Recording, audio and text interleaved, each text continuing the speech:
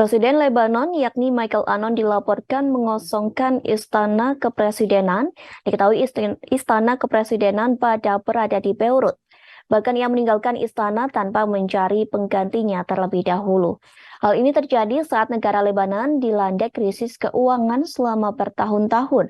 Beberapa pendukungnya melaporkan Michael Aoun keluar dari istana pada Minggu 30 Oktober 2022.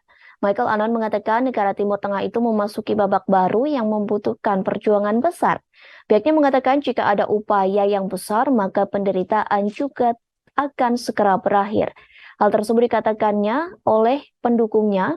Michael Aoun mengakui dirinya tak lagi bisa menyelamatkan Lebanon. Bahkan pihaknya mengakui tak bisa membawa negara tersebut berdiri kembali.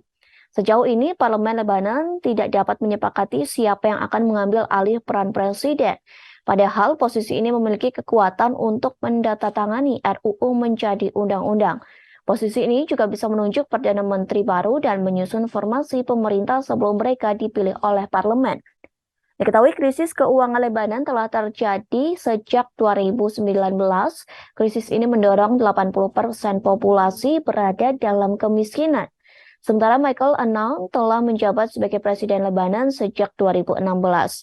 Ia dianggap sebagai sosok yang sangat memecah belah, bahkan orang-orang di Lebanon memiliki perasaan campur aduk atas pemerintahan Aoun selama 6 tahun. Tak hanya itu, Aoun dianggap sebagai presiden yang tidak beruntung. Pria berusia 82 tahun ini selalu diingat karena krisis perekonomian. Selain itu, Aoun juga diingat karena kasus ledakan di Pelabuhan Beirut pada 2020 silam.